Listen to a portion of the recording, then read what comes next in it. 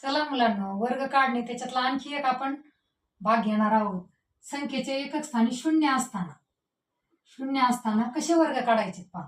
अगदी भन्नाट ट्रिकनी चुटकीसरशी तुम्हाला कितीही मोठी संख्या असेल तरी त्याचा वर्ग काढता येतो. पण त्या अगोदर तुमचे 1 ते 10 पर्यंतचे वर्ग पाठ असायला हवे.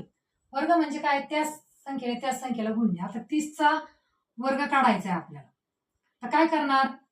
3चा वर्ग काय आहे? 9. 3चा वर्ग 9. आणि हा जो शून्य आहे वर्ग करायचा म्हणजे दोनदा, म्हणजे हा शून्य दोनदा घ्यायचा. एक शून्य आहे ना, तो 2 वेळा घ्यायचा. पहा आता इथं सुद्धा तसंच. 4चा वर्ग किती आहे? 16. आणि हा शून्य किती वेळा येणार? 1 आणि 2 वेळा. आता इथं पहा 5चा वर्ग किती? 25. आणि हे शून्य किती वेळा येतं? 2 वेळा येतं. ते किती येणार? 4 वेळा. 1 2 3 4.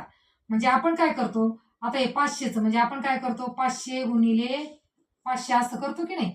मग 5चा वर्ग गुणाकार किती झाला? 25. आणि हे 2 शून्य हे 2 शून्य असे मिळून आपण 4 शून्य लिहितो. आता 90चा वर्ग काय येईल? 9 81. आणि हा एक शून्य आहे त्याच्याऐवजी 2 शून्य.